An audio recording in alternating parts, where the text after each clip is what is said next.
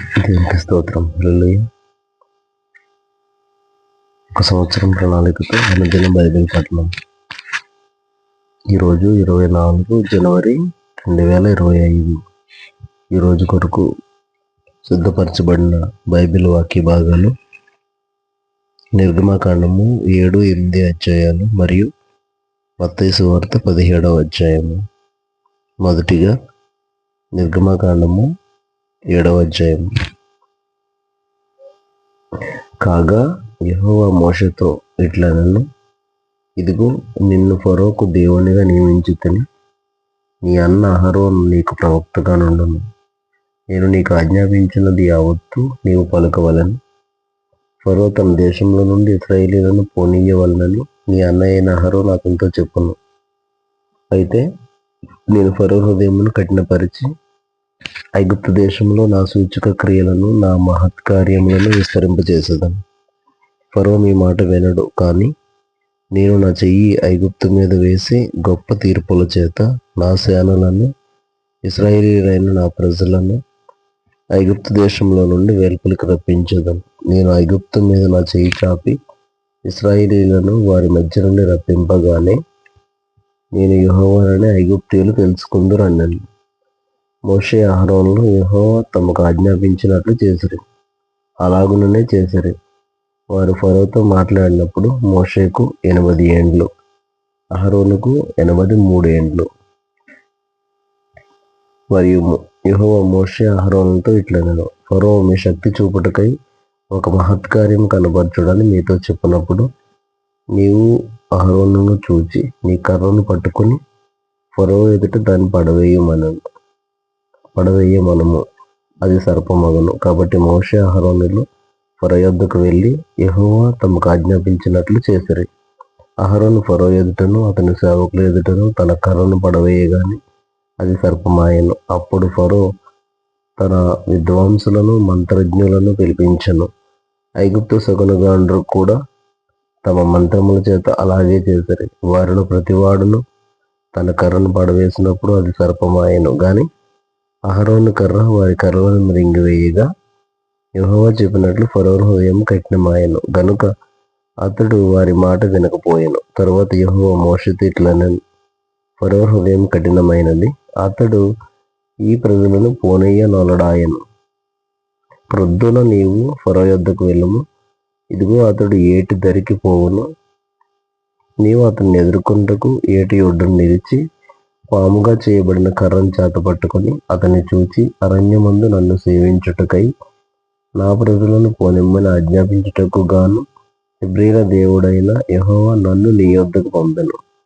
నీవు ఇదివరకు వినకపోతివి. కాగా యెహోవా ఆజ్ఞ ఏదనగా నేను యెహోవానని దీన్ని బట్టి నీవు తెలుసుకుందువని యెహోవా చెప్పుచున్నాడు. ఇదిగో నా చేతిలోనున్న ఈ కర్రతో నేను ఏటి నీటిని కొట్టుదును, అది రక్తముగా మార్చబడును. ఏటిలోని చేపలు చచ్చును, ఏరు కంపు కొట్టును. ఏటి నీళ్లు త్రాగుటకు ఐగుప్తీయులు అసహ్యపడుదురని చెప్పుమనెను. మరియు యెహోవా మోషేతో ఇట్లనెను, నీవు అహరోనుతో నీ కర్రను పట్టుకుని ఐగుప్తు జలముల మీద, అనగా వారి నదుల మీదను వారి కాలువల మీదను వారి చెరువుల మీదను వారి నీటి గుంటలన్నిటి మీదను నీ చెయ్యి చాపుము, అవి రక్తమగును. ఐగుప్తు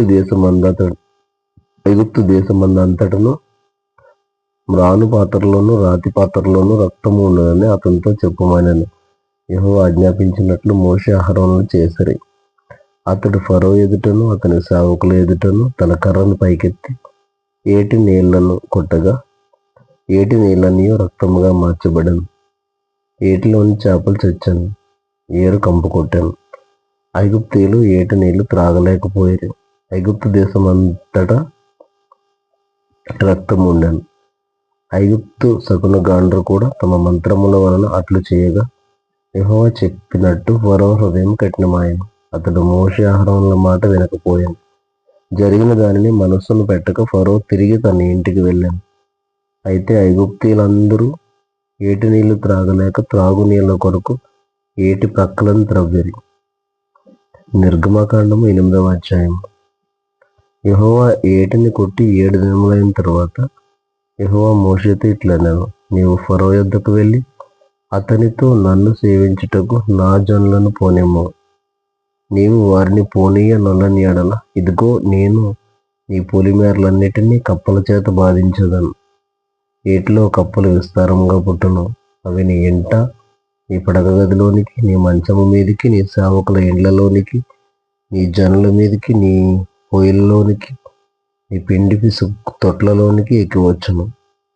ఆ కప్పలు నీ మీదికి, నీ జనుల మీదికి, నీ సేవకులందరి మీదికి వచ్చునని యెహోవా సెలవిచ్చుచున్నాడని చెప్పుమనెను.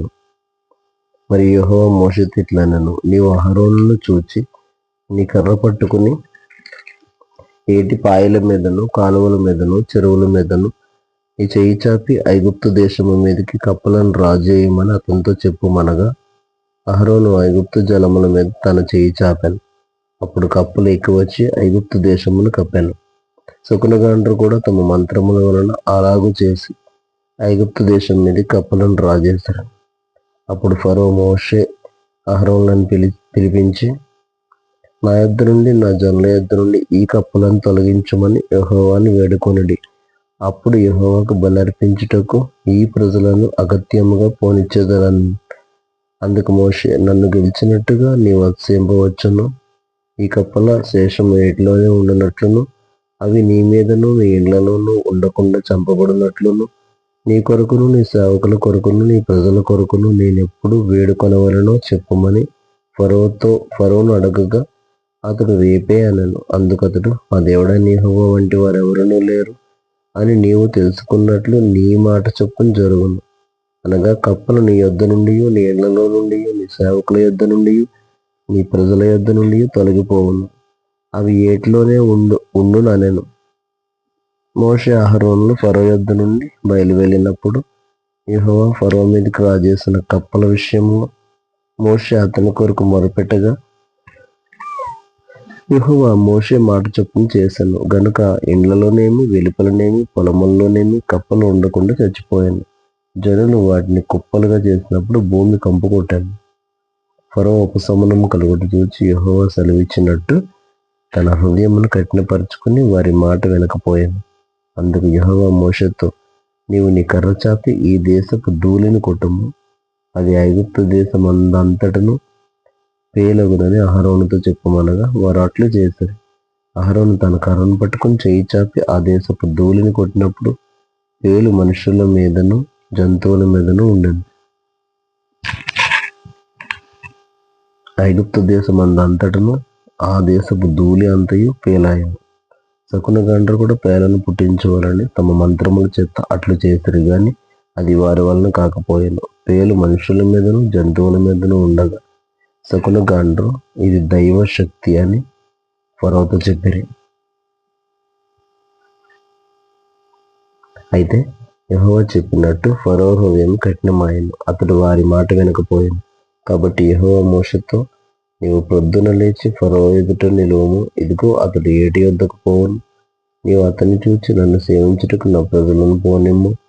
నీవు నా ప్రజలను పోనీయని ఎడల చూడుము, నేను నీ మీదికి, నీ సేవకుల మీదికి, నీ ప్రజల మీదికి, నీ ఇండ్లలోనికి ఈగల గుంపులను పొందగలను. ఐగుప్తీయుల ఇండ్లును వారున్న ప్రదేశమును ఈగల గుంపులతో నిండి ఉండును. మరియు భూలోకములో నేనే యెహోవానని నీవు తెలుసుకున్నట్లు ఆ దినమున నేను నా ప్రజలు నివసించుచున్న గోషేను దేశమును వినాయించదను. అక్కడ ఈగల గుంపులు ఉండవు. నా ప్రజలను నీ ప్రజల నుండి ప్రత్యేకపరచదను. రేపు ఈ సూచక క్రియ జరుగునని యెహోవా సెలవిచ్చినట్టు నీవు చెప్పవలెను అనెను. యెహోవా అలాగు చేశాను. బాధకరమైన ఈగల గుంపులు ఫరో ఇంటిలోనికి, అతని సేవకుల ఇండ్లలోకి వచ్చి ఐగుప్తు దేశం అంతటా వ్యాపించాను. ఆ దేశము ఈగల గుంపుల వల్ల చెడిపోయాను. అప్పుడు ఫరో మోషే అహరోనులను పిలిపించి, మీరు వెళ్ళి ఈ దేశంలో మీ దేవునికి బలి అర్పించుడని వారితో చెప్పగా, మోషే అట్లు చెయ్యతగదు. మా దేవుడైన యెహోవాకు మేము అర్పించవలసిన బలి ఐగుప్తీయులకు హేయము. ఇదిగో మేము ఐగుప్తీయులకు హేయమైన బలిని వారి కన్నుల ఎదుట అర్పించిన ఎడల వారు మమ్మ రాళ్లతో కొట్టి చంపుతురు కదా. మేము అరణ్యంలోనికి 3 దినముల ప్రయాణమంత దూరం పోయి మా దేవుడైన యెహోవా మాకు సెలవిచ్చినట్లు ఆయనకు బలి అర్పించుదాం అనెను. అందుకు ఫరో, మీరు అరణ్యంలో మీ దేవుడైన యెహోవాకు బలి అర్పించుటకు మిమ్మల్ని పోనిచ్చదను గాని దూరం పోవద్దు, మరియు నా కొరకు వేడుకొనుడు అనెను.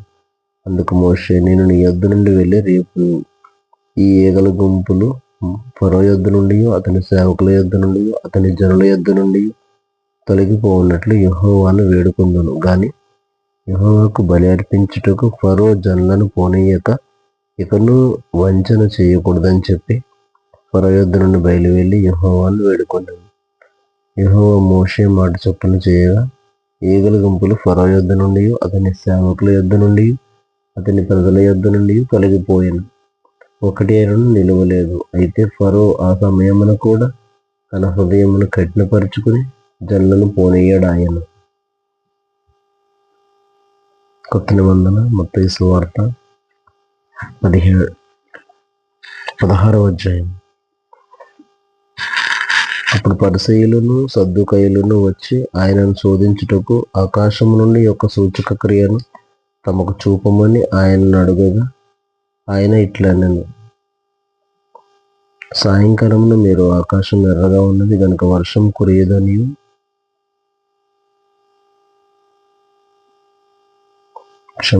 మత్తయి సువార్త 17వ అధ్యాయం.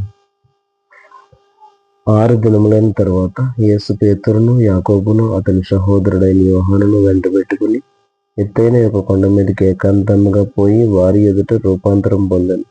ఆయన ముఖం సూర్యుని వలె ప్రకాశించెను. ఆయన వస్త్రములు వెలుగు వలె తెల్లని వాయెను. ఇదిగో, మోషేయు ఏలీయాయు వారికి కనబడి ఆయనతో మాట్లాడుచుండిరి. అప్పుడు పేతురు, ప్రభువా, మనం ఇక్కడ ఉండటం మంచిది. నీకు ఇష్టమైతే ఇక్కడ నీకు ఒకటియు, మోషేకు ఒకటియు, ఏలీయాకు ఒకటియు 3 పర్ణశాలలు కట్టుదునని యేసుతో చెప్పాను. అతడు ఇంకను మాట్లాడుచుండగా ఇదిగో, ప్రకాశమానమైన ఒక మేఘము వారిని కమ్ముకొనెను. ఇదిగో, ఈయన నా ప్రియ కుమారుడు, ఈయన యందు నేను ఆనందించుచున్నాను. ఈయన మాట వినుడని ఒక శబ్దం ఆ మేఘంలో నుండి పుట్టెను. శిష్యులు ఈ మాట విని బోర్లబడి మిక్కిలి భయపడగా యేసు వారి యొద్దకు వచ్చి వారిని ముట్టి లెండి, భయపడకుడని చెప్పాను. వారు కన్నులెత్తి చూడగా యేసు తప్ప మరి ఎవరునూ వారికి కనబడలేదు. వారు కొండ దిగి వచ్చుచుండగా మనుష్య కుమారుడు మృతుల్లో నుండి లేచి వరకు ఈ దర్శనం మీరు ఎవరితోనూ చెప్పకూడదని యేసు వారికి ఆజ్ఞాపించాను. అప్పుడు ఆయన శిష్యులు, ఇలాగైతే ఏలియా ముందుగా రావాలని శాస్త్రులు ఎందుకు చెప్పుచున్నారని ఆయన అడిగారు. అందుకు ఆయన, ఏలియా వచ్చి సమస్తమును చక్కపెట్టునన్న మాట నిజమే. అయినను ఏలియా ఇదివరకే వచ్చాను. వారు అతన్ని ఎరుగక తమకిష్టం వచ్చినట్టు అతని ఎడల చేసిరి. మనుష్య కుమారుడు కూడా అలాగే వారి చేత శ్రమలు పొందబోచున్నాడని మీతో చెప్పుచున్నాను అన్నాను. అప్పుడు ఆయన బాప్తిస్మం ఇచ్చి యోహానును గూర్చి తమతో చెప్పినని శిష్యులు గ్రహించిరి. వారు జనసమూహముల వద్దకు వచ్చినప్పుడు ఒకడు ఆయన యొద్దకు వచ్చి ఆయన ఎదుట మోకాళ్ళును, ప్రభువా, నా కుమారుని కరుణింపుము, వాడు చాంద్రరోగి అయి మిక్కిలి బాధపడుచున్నాడు. ఎలాగనగా అగ్నిలోనూ నీళ్లలోనూ తరచుగా పడుచున్నాడు. శిష్యుల యొద్దకు వాడిని తీసుకుని వచ్చి తిని గాని